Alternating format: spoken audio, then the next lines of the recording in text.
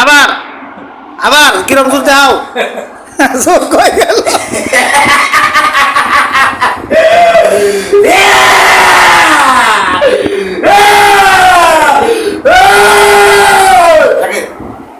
আসসালামু আলাইকুম ওয়া রাহমাতুল্লাহি ওয়া বারাকাতুহু।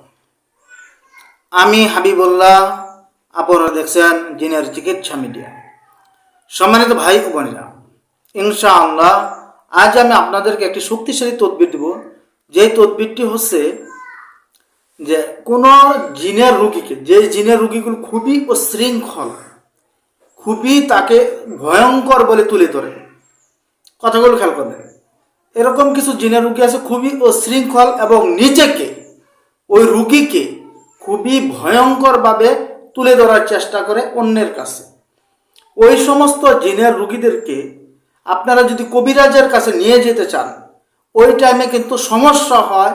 যে নিয়ে যেতে চায় তার সাথে অনেক চিল্লাচিল্লি হয়, অনেক রকমের খারাপ আচরণ হয়, অনেক রকমের লাফালাফি হয়। এই সমস্ত রোগীদেরকে কিভাবে অতি অল্প সময়ের ভিতরে এবং সহজে শান্ত করবেন, সেই বিষয়টি আপনাদেরকে ইনশাআল্লাহ আমি তুলে ধরব। সম্মানিত ভাই, সে উদ্দেশ্যে আজকের আমার এই ভিডিওটি বানানো। তাহলে চলুন কথা না বাড়ি আজকের মূল বিষয় নিয়ে আলোচনা করা যাক। সম্মানিত ভাই, ভিডিওটি সম্পূর্ণটাই দেখবেন। যদি টেনে টেনে দেখেন তাহলে কোনো কিছুই বুঝবেন না। জিনের চিকিৎসা মিডিয়া চ্যানেলটি যদি ভাই সাবস্ক্রাইব না করে থাকেন, সাবস্ক্রাইব করে দেন, পাশের বেল আইকনটি বাজিয়ে দেন, অল সিলেক্ট করে দেন। আর যদি আগে থেকে সাবস্ক্রাইব করে থাকেন তাহলে আপনাকে অসংখ্য অসংখ্য ধন্যবাদ। তাহলে চলুন কথা না বাড়ি আজকের মূল বিষয় নিয়ে আলোচনা করা যাক। তো ভাই, আলোচনা করার পূর্বে আপনারা যে ভিডিওটি দেখলেন, এই ভিডিওটি হচ্ছে একটা জিনের রোগী যে নিজেকে খুবই শক্তিশালীভাবে তুলে ধরার চেষ্টা করে অন্যের কাছে এবং নিজেকে খুবই শক্তি দেখাবার চেষ্টা করে। সম্মানিত ভাই, এই সমস্ত যদি রোগী আপনার পালায় পড়ে যায়, হোক আপনার ফ্যামিলির লোক, হোক আপনার কবিরাজ, খেয়াল করে শুনেন, আপনার ফ্যামিলির লোক যারা আছেন এই সমস্ত রোগীদের, তারা অনেক পেরেশানিতে থাকেন। কি এর থেকে কি হয়ে যাচ্ছে, কি জানি হবে, আমাদের কি করে ফেলে আমাদেরকে। কবিরাজ যিনি আছেন তার সাথে খুবই ভয়ঙ্কর আচরণ করে, কি করে যায়, এদেরকে কি করে সুস্থ করব, এ তো খুবই শক্তিশালী, আমি তার সাথে পেরে উঠতেছি না, কি করা যায়, এমন একটা পরিস্থিতির সৃষ্টি হয়ে যায়। সম্মানিত ভাই, এখন আমি কয়েকটি কথা বলতেছি, আপনারা খেয়াল করে শুনেন। এই সমস্ত রোগীদেরকে আপনাদের নিয়ে আসতে হবে কবিরাজের কাছে। প্রথমত একটা কাজ হচ্ছে যে আগে কবিরাজের বাড়ি যদি আপনার দূরে থাকে, তার কাছে নিয়ে আসতে হবে।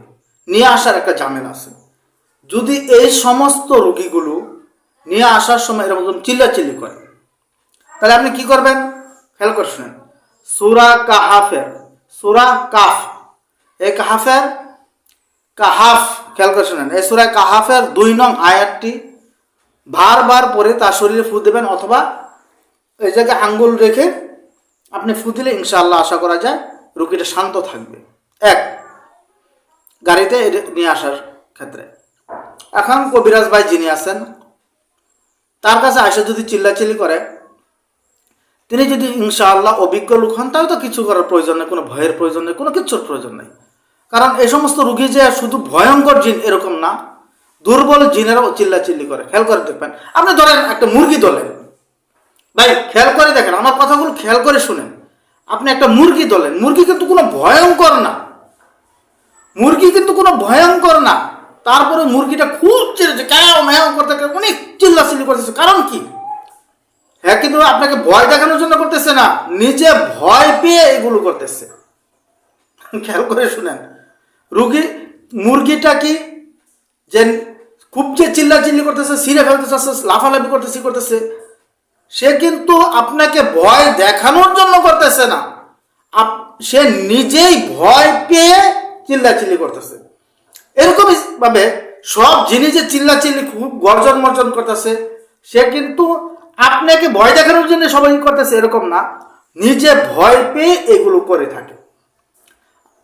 যেটাই হোক, ভয় দেখানোর জন্য হোক, ভয় পেয়ে হোক, আপনার ঘাবড়ানোর কোনো কিছু নেই ভাই, আপনাকে কিচ্ছু করতে পারবে না।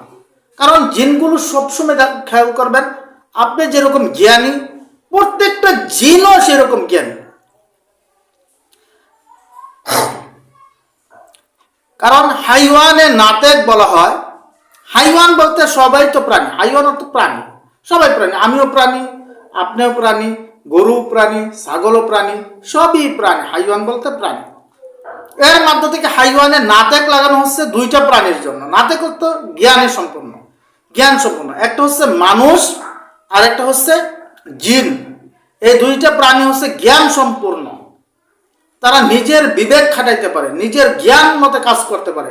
আর অন্য যেগুলো প্রাণী আছে তার জ্ঞান সম্পন্ন না, তাদেরকে যেই সিস্টেমে চালানো হয় ওই সিস্টেমে চলে। কিন্তু জিনগুলো আর মানুষগুলো চিন্তা ভাবনা করতে পারে যে আমি কি করব, পরবর্তী পদক্ষেপ কি নেব। এই সমস্ত জিনগুলো খেয়াল করে যে আমি যেই কবিরাজের কাছে আসছি, এই কবিরাজটি কি আমার সাথে পেরে উঠবে কি উঠবে না, এই বিষয়টা তিনি কিন্তু আগেই বুঝতে পারে।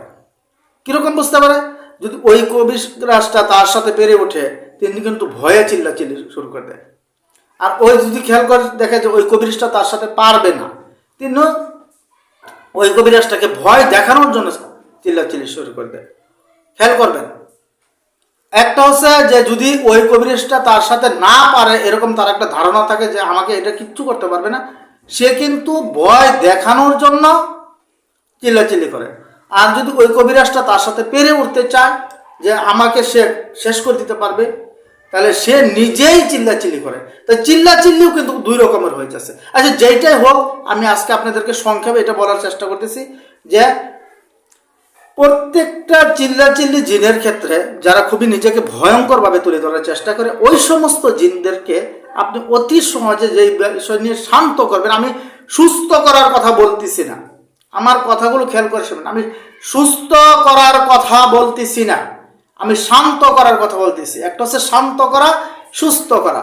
সুস্থ করা কিন্তু অনেক বিষয়। আমি জবাই করলাম সুস্থ হবে না, আমি বন্দি করলাম সুস্থ হবে না, এগুলো সম্পূর্ণরূপে সুস্থ হবে না। সুস্থ হওয়ার চিকিৎসাই হচ্ছে পুরাতন রোগীর আলাদা।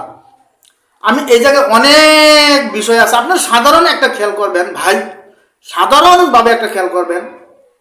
আমি মনে করেন যে আমার কাছে একটা রুগী নিয়ে আসবেন, জিনের রুগী। আমারটা আমি বলতেছি, আমারটা আমি নিজে বলতেছি, আপনাদেরকে বলতেছি না, অন্য কোনো কবিরাজকে বলতেছি না।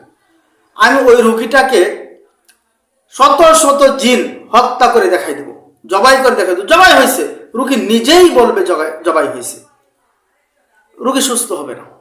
আমি বন্দি করে বোতলে ভরে ওই বোতল সহ বাড়িতে পাঠিয়ে দেব। রুগী দেখবে হ্যাঁ বোতলে শত শত হাজার হাজার জিন আছে, রুগী সুস্থ হবে না।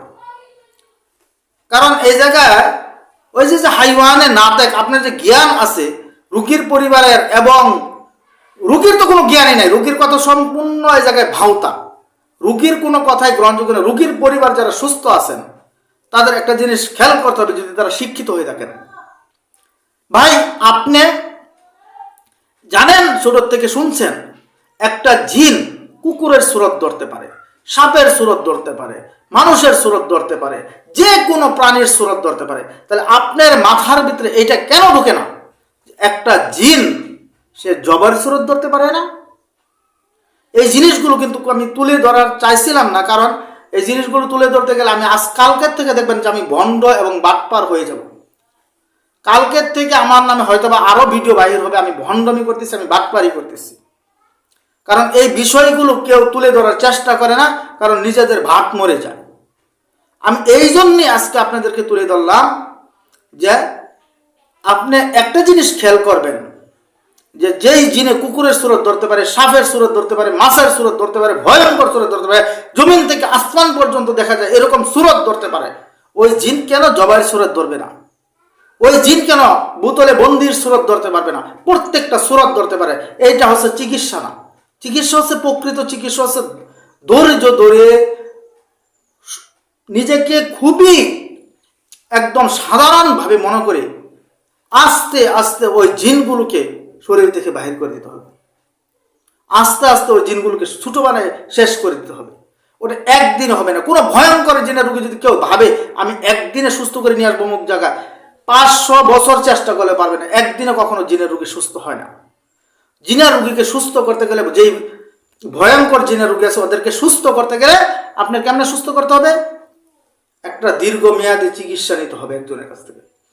এখন কারো কাছে আছে যে হুজুর আমি দেখছি একদিনের চিকিৎসা সুস্থ হয়ে যায়, না, ভুল। কারণ একদিনের চিকিৎসা ওই রকম দিনের রোগী সুস্থ হয় যে হঠাৎ করে আসছে, রাস্তাতে যাচ্ছেন, যে কোনো একটা কারণে ধরে ফেলছে, পিটনা দিচ্ছেন, চলে গেছে, শেষ। কথার কথা, আমরা রাস্তাতে চলার সময় একজনের সাথে একটা টক্কর লাগলো, একটা অ্যাক্সিডেন্ট হলো, আমরা কি করি, ধরে ফেলি। ধরে ফেলার পরে কতজন ঝগড়াবাজি করে, 2-3 জন লোক আসা মীমাংসা করতে আমরা চলে যাই, আমাদের কোনো শত্রুমি থাকে না। একজনের সাথে যদি আমাদের জাত শত্রু থাকে, একজনকে যদি আমরা তাকে কঠিনভাবে আক্রমণ করতে চাই, সারা জীবনও কিন্তু শত্রুমি শেষ হয় না। ওই শত্রুমি শেষ করতে করতে এক পর্যায়ে থানা জেল হাজত হয়ে যায়, তারপরে শত্রুমি শেষ হয়ে সারে না। তাহলে আমরা কিভাবে মনে করি যে একদিনে সুস্থ হয়ে যাবে একটা রুগী? একদিনে সুস্থ হবে না। আর কখনো কোনো জিনের রুগী জবাই করলে, বোতলে বন্দি করলে সুস্থ হয় না। জানি না আমার এই ভিডিওর পরে কোন পর্যায়ে চলে যাবে। তারপর আমি নিজে এই জন্য বলতেছি যে আমি সঠিক কথা যদি আজকে না বলি, হয়তো ভাই আমি ভিডিও করার পরে মারা যাইতে পারে, কিন্তু আমার এই কথাগুলো সবসময় থাকবে, যদি এই অনলাইন জগৎ থাকবে, যাতে মানুষ একটু হলে উপকৃত হয়। তাই আমরা যে জিনের রোগীগুলোকে চিকিৎসা দিয়ে থাকি, কখনো আমরা 1 দিনের 2 দিনের চিকিৎসা দিই না, আমরা দীর্ঘমেয়াদী একটা চিকিৎসা দিয়ে থাকি। আমরা বলে থাকি যে ভাই আমরা তো জানি আর একবারে প্রথমেই টাকা নিয়েছি, অল্প যাই টাকা দেওয়ার আপনারা দিয়েছেন, আমরা কখনো আর টাকা চাইবেন না। যদি আমরা কোনোদিন টাকা চাই, বলবেন যে এই লোকটা বাটপারি করতেছে, এই আমাদের কাছে আসবেন না। কিন্তু আপনারা চিকিৎসা নেন, দয়া করে আপনাদের রোগী সুস্থ হবে ইনশাআল্লাহ। তাই সম্মানিত ভাই, আপনারা সাধারণ, আমি যেটা বললাম যে এটা সুস্থতা না শান্ত করার জন্য আয়াতটা ব্যবহার করতে পারবেন। তো ওই আয়াতটা হচ্ছে সূরা কাহাফের 2 নং আয়াতটি আপনারা পরে পানিতে পরে ছিটাই দিলেও শান্ত হয়ে যাবে, এই জায়গায় ধরে টিপ দিয়ে পড়লেও শান্ত হয়ে যাবে ইনশাআল্লাহ। আপনারা এভাবে শান্ত করতে পারেন ইনশাআল্লাহ। যে সম্মানিত ভাই, আজকের ভিডিওটি এই পর্যন্তই। ভিডিওটি ভালো লাগলে সকলে আমার জন্য দোয়া করবেন। আসসালামু আলাইকুম ওয়া রাহমাতুল্লাহ।